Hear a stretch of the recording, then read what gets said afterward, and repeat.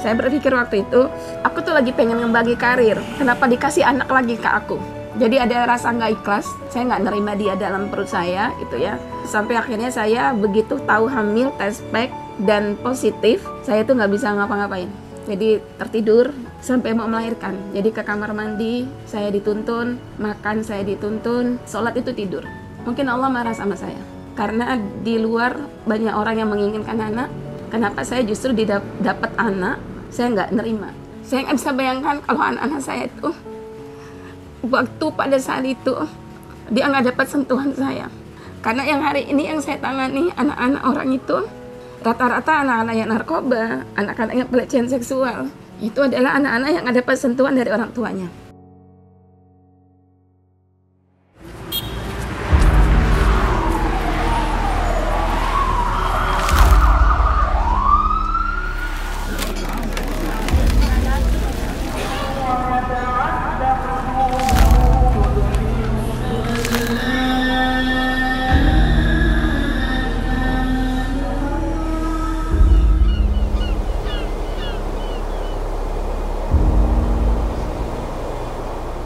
Ya kan memang salah mesra.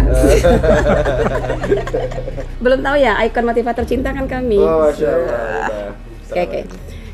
Assalamualaikum warahmatullahi wabarakatuh. Nama saya Rustianti Saleh, biasa dipanggil Bunda Yanti. Sekarang saya tinggal di Jalan Patriot Baru 1, nomor 3 Medan. Alhamdulillah di samping saya ada suami saya yang selalu setia mendampingi. Namanya Muklis. Beliau adalah seorang dosen mengajar matematika dan akuntansi. Kalau saya pekerjaan utama ibu rumah tangga dari 3 orang putra dan putri. Karena kalau ditanya sama orang pekerjaan bunda apa, tetap ibu rumah tangga. Pekerjaan yang dianugerahkan dan diamanahkan itu adalah trainer dari satu lembaga di Kota Bogor. Saya juga konselor orang tua, anak, dan pernikahan. Dan alhamdulillah hari ini diamanahkan menjadi salah satu pembina dan penasehat pernikahan. Berawal dari banyaknya angka perceraian yang saya tangani. Sebenarnya kalau ditanya-tanya runut-runut ke belakangnya, berawal dari pernikahan kami mungkin di 7 tahun atau 8 tahun pernikahan yang mulai terasa mulai meretak. Saya dikasih kesempatan untuk belajar, kemudian saya konsen di situ dan banyak menangani kasus-kasus yang hampir 90% kasus yang saya tangani itu memang berawal dari hubungan dari ayah dan ibu yang tidak harmonis. Jadi suami istri yang tidak harmonis itu. Sehingga akhirnya saya memutuskan ini dunia saya. Gitu. Makanya hari ini saya pun konsen di dunia, lebih ke dunia pranikah. Enggak ya? Saya lebih ke dakwah sebenarnya. Ke dakwah, Masya Allah. Iya. Teman-teman saya itu banyak yang udah divorce. Dan anak-anaknya itu menjadi anak-anak yang hari ini kalau ketemu sama saya itu bunda dan pengen peluk saya, nggak mau lepas. Jadi saya ngerasa kalau saya agak milu, sorry. Kayak kemarin saya ketemu itu dengan 8 orang putra. Dari 8 itu 6 orang itu yang orang tuanya korban dari divorce. Dan mereka merasakan kalau masing-masing menyalahkan, ada menyalahkan ibu, ada menyalahkan ayah. Karena pada sesungguhnya divorce itu kan terjadi karena berdua, bukan cuma ayah dan bukan cuma ibu, berdua. Makanya saya konsen gitu. Hari ini banyak sekali orang tua yang nggak ngerti fungsinya sebagai orang tua, banyak sekali istri-istri yang nggak ngerti fungsinya sebagai istri, dan banyak sekali suami-suami tidak berfungsi sebagai suami. Dengan yang saya punya, dengan yang pengalaman saya mencoba untuk minimal ada yang tersentuh lah dari apa-apa yang saya punya bisa saya bagikan. Saya lupa ya tahun berapa, tapi lebih kurang ketika anak saya yang nomor 2 itu usia kelas 2 SD. Saya pernah merasa gagal menjadi seorang ibu. Gagal menjadi seorang ibu itu membuat saya harus bangkit dan ngejar. Karena saya nggak mau nanti anak-anak saya meminta pertanggungjawabannya di yaumil akhir. Nggak mau. Dan hari ini meskipun saya ngerasa bahwa saya bukan ibu yang the best gitu ya, bukan gitu. Tapi anak-anak saya hari ini cukup menjadi anak-anak yang sangat membanggakan ibunya. Karena saya nggak penting orang lain membanggakan saya, kalau anak saya itu nggak bisa membanggakan saya sebagai ibunya, itu aja. Alhamdulillahirrabbilalamin. Ya, jadi dulu tuh saya gila kerja. Jadi ketika gila kerja itu kadang-kadang waktu nggak mikir bahwa memang ada waktu buat anak. Sehingga ada satu momen di mana anak saya itu menulis surat yang buat saya itu surat cinta, tapi Sampai hari ini kalau saya baca itu sedih banget gitu. Jadi ada kalimatnya seperti ini lebih kurang. Adik sayang sama ibu, adik sayang sama ayah, tapi kenapa ibu selalu pulang lama? Apakah ibu itu nggak sayang sama adik? Dan adik berdoa sama Allah supaya adik itu dapat teman baru agar adik itu nggak kesepian di rumah. Nah, doa dia terkabul. 2012 saya melahirkan yang paling kecil. Tapi buat saya waktu itu pukulan yang hebat sekali. Dan sayangnya saya membaca itu 2 tahun setelah surat itu keluar, surat itu ditulis. Jadi surat itu saya dapat itu ketika mungkin dia sudah siap menunjukkan surat itu. Nah, ditunjukin sama saya minta ampun sama Allah. Saya nggak bisa bayangkan kalau anak-anak saya itu waktu pada saat itu dia nggak dapat sentuhan saya. Karena yang hari ini yang saya tangani anak-anak orang itu rata-rata anak-anak yang narkoba, anak-anak yang pelecehan seksual. Itu adalah anak-anak yang ada sentuhan dari orang tuanya. Itu yang buat saya bersyukur sama Allah ditakdirkan menjadi ibu yang ketiga. Jadi ibu yang bisa melahirkan anak yang ketiga. Kalau waktu itu usia saya hampir 40 tahun. Yang ketiga itu. Saya berpikir waktu itu, aku tuh lagi pengen ngebagi karir. Kenapa dikasih anak lagi ke aku? Jadi ada rasa nggak ikhlas. Dia dalam perut itu usianya 4 bulan. Jadi saya nggak tahu kalau saya tuh hamil. Saya nggak nerima dia dalam perut saya gitu ya. Sampai akhirnya saya begitu tahu hamil, tes pack dan positif, saya tuh nggak bisa ngapa-ngapain. Jadi tertidur sampai mau melahirkan. Jadi ke kamar mandi, saya dituntun, makan saya dituntun, sholat itu tidur. Mungkin Allah marah sama saya. Karena di luar banyak orang yang menginginkan anak. Kenapa saya justru dapat anak, saya nggak nerima. Waktu itu yang saya bayangkan adalah karir saya sedang memuncak, tapi saya nggak bisa membayangkan saya dalam perut besar. Repot banget sih, jadi perempuan harus bawa-bawa perut besar gitu. Setelah kejadian itu, saya tanya ke guru saya, kata guru saya, kamu kurang akidah.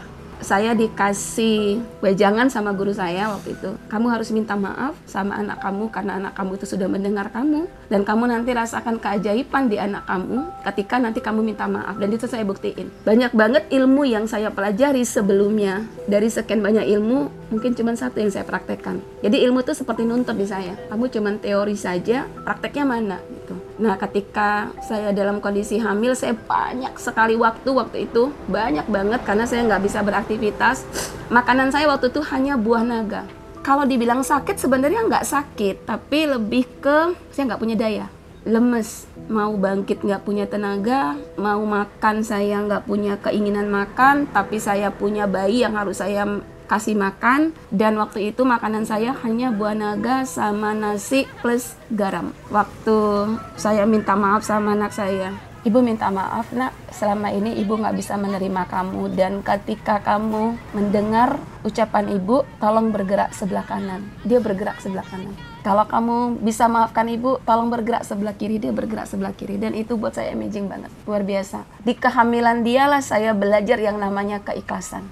Bayangkan saya dapat ilmunya keikhlasan itu 2008. Tapi prakteknya keikhlasan itu di 2012. Jadi kalau kata orang, ikhlas itu gampang ya diucapkan, benar. Tapi sulit untuk dipraktekkan gitu. Ya, siap. Malam. Ada perintah malam. Pekerjaan kami ini kan bukan pekerjaan yang waktunya tuh disiplin banget, yang misalnya masuk jam 8, pulangnya jam 5, enggak. Pekerjaan kami itu adalah pekerjaan by project. Nah, kalau pekerjaan by project, kalau kita nggak selesai project yang satu, maka kita nggak bisa masuk ke project yang 2. Saya waktu itu ngerasa bahwa project ini harus selesai dalam waktu singkat, dalam waktu cepat. Dia ngerasa waktu saya nggak ada gitu. Bahkan saya nggak bisa menyiapkan bekal dia untuk berangkat ke sekolah. Yang orang lain mungkin ibunya yang masak atau bundanya yang masak gitu ya. Ini saya nggak masakin buat dia. Nah, kalau hari ini saya tanya sama dia, kita suka bahas gitu ya.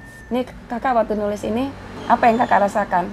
Sedih, kesel, marah. Marah nggak sama ibu sampai hari ini? Enggak. Yang ibu lakukan hari ini sudah mengganti perasaan kakak berkali-kali lipat. Cukup buat saya. Artinya saya udah merasa bahwa yang lalu itu, walaupun saya belum merasa selesai ya sebagai seorang ibu gitu, tapi setidaknya hutang pengasuhan saya yang kemarin-kemarin itu bisa saya lunasi lah gitu. Apa-apa yang Allah hari ini berikan ke saya adalah cara Allah mentarbiah saya supaya pengalaman saya bisa saya berikan ke orang lain. Karena nggak semua orang tua itu yang sekuat saya. saya bilang ke suami, abang kita minta maaf sama Allah, kita harus taubat sama Allah, kita minta ampun sama Allah dan kita minta maaf sama anak kita karena gak ada manusia yang sempurna, gak ada manusia yang gak pernah melakukan kesalahan. Tapi saya yakin di balik ketidaksempurnaan itu anak-anak saya sempurna, pasangan saya juga sempurna, tinggal bagaimana saya memandangnya saja. Alhamdulillah saya sampaikan ke mereka itu, saya tanyakan ke mereka itu, mereka alhamdulillah nggak ngebekas. Artinya ketika dia sudah tidak membekas di jiwanya, maka dia sudah selesai sebenarnya dengan sampah emosi dia yang lama. Jadi dia ngelihat ibunya sekarang ini adalah yang seperti ini, ayahnya yang seperti ini. Suami saya laki-laki yang paling sabar, laki-laki yang paling the best lah pokoknya buat saya, karena hari ini tidak banyak laki-laki yang bisa mengizinkan istrinya untuk bisa berkecimpung di dunia sosial, yang bahkan kadang-kadang saya tuh masak juga jarang. Ya maksudnya kalau udah sibuk banget itu saya nggak masak, dan suami saya memaklumi sekali.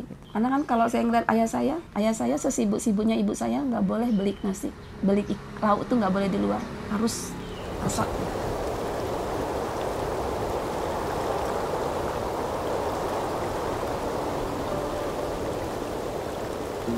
29 Juni 2020. Momennya COVID ya waktu itu. Saya mulai itu Juni 2020. Jadi April, Mei itu banyak orang yang minta kerjaan di saya. Saya kan nggak punya perusahaan. Terus saya mau kasih kerja apa gitu. Apa sih yang bisa saya buat? Buka Facebook, lewat tuh iklannya Evermost. Langsung saya klik. Ketertarikan saya adalah karena every need for every Muslim. Nah itu yang buat saya, wow, berarti ini emang Muslim banget nih. Coba mendaftar, waktu itu gratis kan, buka aplikasinya, bingung, nggak ada transaksi. Saya mulai transaksi itu di bulan 8. 2 bulan dalam keadaan kebingungan, nggak ngerti Evermost itu apa. 2 bulan dalam keadaan marah juga, tanda petik. Tapi saya pikir kalau aku nggak belajar, ya aku nggak tahu apa-apa tentang Evermost. Waktu itu ada yang nanya, mau kena kapelan. Di aplikasi itu keterangannya nggak jelas. Hari ini teman-teman reseller itu cukup beruntung. Kenapa? Karena di deskripsi itu sangat-sangat jelas dibandingkan dengan kami di 2020 dulu. Dan kalau kita mau nanya, banyak tempat yang bisa kita tanya. Kalau di kecamatan ada Kori, atau ada FCS-nya, atau ada grup Telegram, atau ada YouTube-nya, atau ada, pokoknya banyak banget dibandingkan dengan masa saya dulu gitu. Akhirnya saya dipertemukan dengan satu orang, dia kasihlah semua sama saya produk-produk yang best seller. Waktu itu speaker Al-Quran. 2 minggu, alhamdulillah tembus 89 pieces. Titik awal saya ngerasa, wow, ternyata aku bisa ya jualan. Terus saya belajar karena saya pikir menjadi seorang pedagang yang elegan itu harus belajar, harus punya ilmu. Nah, Evermost menyiapkan itu semua. Jadi Evermost itu kan dia dulu itu ada training online tiap hari Rabu, 2 minggu sekali. Saya ikut daftarnya di aplikasi. Saya ikut. Waktu itu kalau nggak salah saya bayar 10.000. 3 kali menurut saya nggak cukup. Alhamdulillah ketemu personal brandingnya. Jadi kalau hari ini duduk saya pun ada yang minta mukena. Tapi kan itu kan prosesnya nggak sekarang. Dari kemarin-kemarin kita udah bangun. Proses itu kita udah bangun. Saya pernah gabung di satu produk kecantikan. Saya pernah juga ikut gabung di obat. Jangankan untung, balik modal aja nggak. Saya nggak nyalakan dari produk itu, salah saya. Mungkin saya kurang belajar, saya mungkin nggak semangat. Yang pasti faktor Y-nya saya nggak dapet. Kalau di Evermost kan saya faktor Y saya kuat banget. Waktu itu banyaknya orang yang minta pekerjaan. Jadi faktor Y saya itu adalah bagaimana caranya saya dengan keterbatasan saya. Teman-teman ini mampu untuk bangkit dari keterpurukan ekonominya. Karena kan kalau secara ekonomi saya nggak bisa bantu mereka dengan memberikan ekonomi yang punya saya. Gitu. Apa yang bisa saya punya? Mungkin lebih ke semangat, mungkin lebih ke membimbing mereka. Jadi barang-barang dari Evermost itu saya ambil, oper ke teman-teman, silakan kamu jual, laku setor ke bunda. Kalau belum laku, tahan dulu, sampai kamu itu merasa bahwa kamu itu siap dan bisa untuk bertahan. Salah satunya sih saya mengajak mereka untuk survive, karena COVID itu luar biasa loh. Luar biasa, iman menurun, imun apalagi, karena ada beberapa teman saya yang sampai mau menjual diri untuk anak-anaknya bisa makan.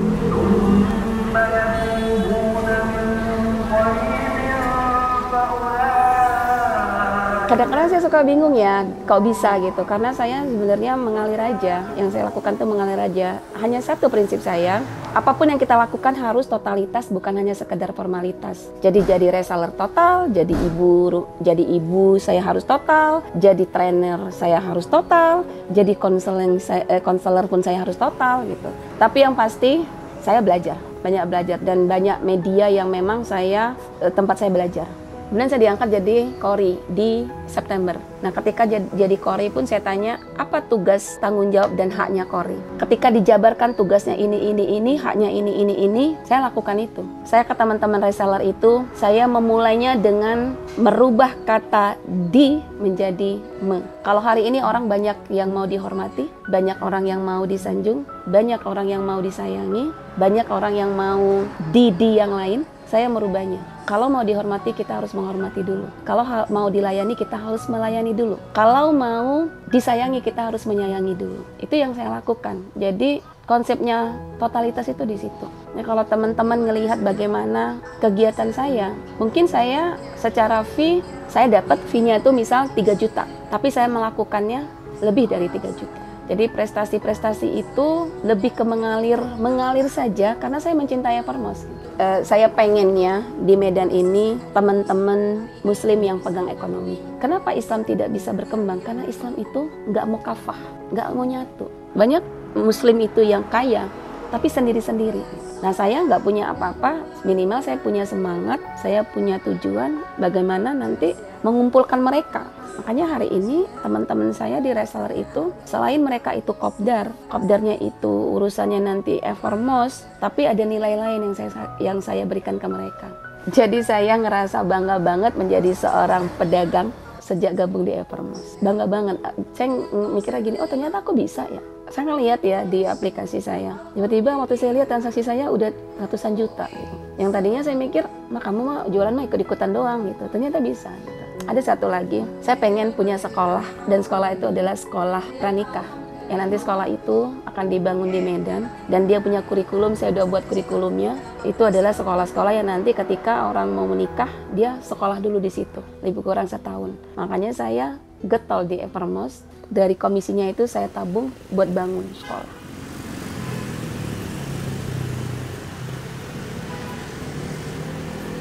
Evermost itu jangan dilihat dari satu komisinya, tapi lihatlah dari akumulasinya. Saya termasuk orang yang suka pamer, tanda kutip, suka ria, tanda kutip ya. Terserah teman-teman mau bilang apa.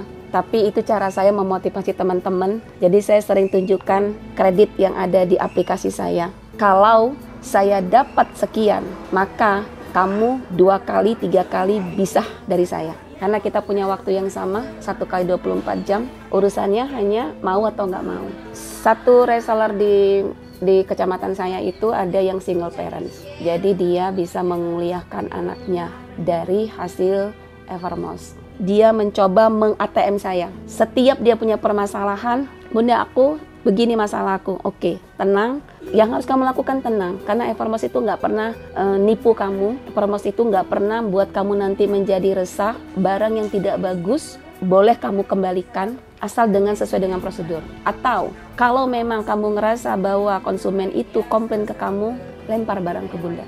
Saya melakukan itu dan alhamdulillah dia tahun lalu memasukkan anaknya kuliah ke Bandung dari hasil Evermost.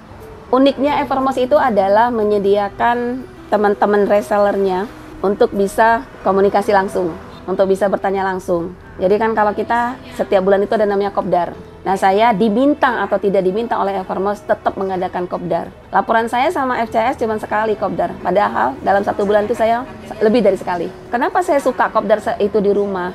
Saya bisa sampaikan ke teman-teman ini in the box yang sedang saya dudukin, ini dari Evermost. Ini handphone yang saya pegang, ini dari Evermost. Ini emas yang saya pegang, ini dari Evermost. Dan semuanya gratis. Tapi tetap ada S dan K-nya. Apa itu S dan K-nya? Ya pencapaian-pencapaian gitu. Itu masih dalam bentuk barang-barang yang kelihatan. Kalau dalam bentuk rupiah, ya alhamdulillah. Ini sekitar 50 juta adalah. Evermost itu bukan hanya memberikan janji, tapi memberikan bukti. Itu kenapa saya cinta banget sama Evermost. Bener-bener dibimbing gitu loh. Jadi kita mau tempat bertanya, ada tempat bertanya. Tinggal lagi kitanya di Evermost ini, mau apa nggak mau? Bergerak atau diam? Itu aja gitu. Nggak ada kata nggak mungkin.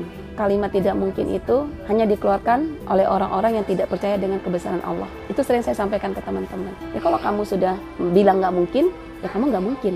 Ya kalau hari ini kamu bilang kamu nggak mungkin bisa dapat omset sekian, ya udah nggak akan mungkin. Tapi kalau kamu bilang insya Allah saya bisa dapat omset sekian, oke. Jadi saya kasih challenge. Kalau kamu bisa tembus dalam waktu minggu ini dapat omset sekian, Bunda kasih hadiah. Hadiahnya juga dari Evermost, bukan dari saya pribadi. Dari Evermost untuk Evermost.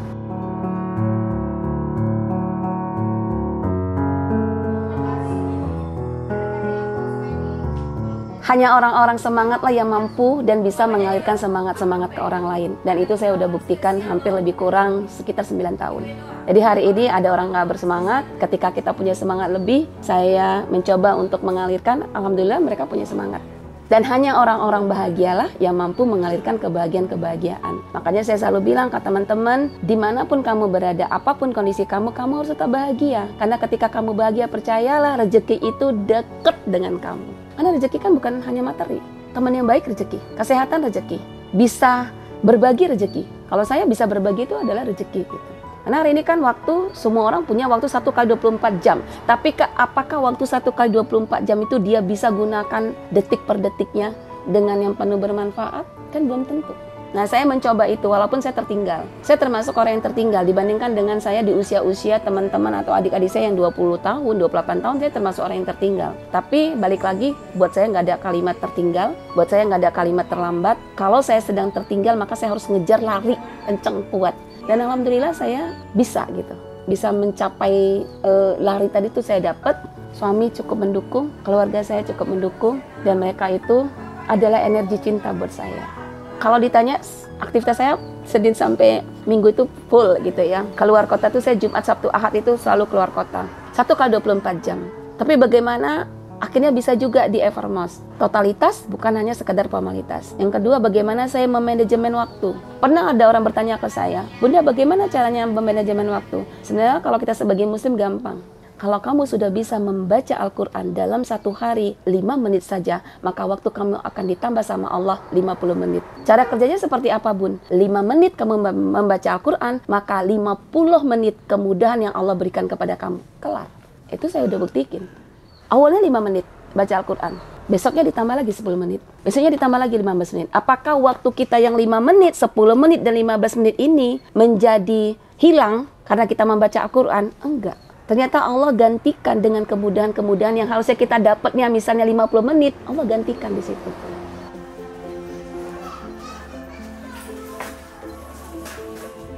Titik terendah Bunda di mana? Saya nggak punya titik terendah lagi karena sudah saya kalikan 0. Tapi kalau saya mundur ke belakang pernah. Pernahnya adalah ketika saya dikhianati sama teman saya. Tapi saya percaya bahwa yang dia lakukan adalah cara Allah itu memang negur saya. Karena kamu selalu tergantung sama manusia, maka aku buat kamu patah hati. Karena sejatinya ketika kita bergantung kepada manusia, kita sedang membuat patah hati yang disengaja. Ya, sejak saat itu, saya nggak pernah bergantung kepada manusia, saya tetap bergantung kepada Allah. Teman dalam segala hal, ternyata dia cuman, pada akhirnya ternyata dia cuman teman dalam suka, bukan teman dalam duka. Karena dia termasuk orang yang hampir menghancurkan karir saya. Apapun yang terjadi hari ini di kita adalah kebaikan. Baik itu yang kita terimanya dalam bentuk nggak enak, maupun yang kita terima dalam bentuk enak. Untuk apa? Untuk kita terus bersyukur. Karena kalau kita melihatnya bahwa itu tidak kebaikan, kita nggak belajar dari situ. Tugas kita adalah bagaimana menyiapkan refleks otomatis hati kita untuk bagaimana menerima dan menyikapi masalah itu. Yang pasti, Allah itu sudah menciptakannya itu sesuai dengan porsi manusia itu. Yang namanya sempurna itu bukan punya makhluknya.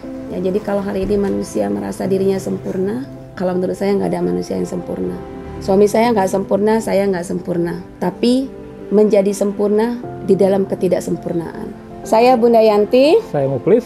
Kami dari Kota Medan. Assalamualaikum warahmatullahi wabarakatuh. Waalaikumsalam warahmatullahi wabarakatuh.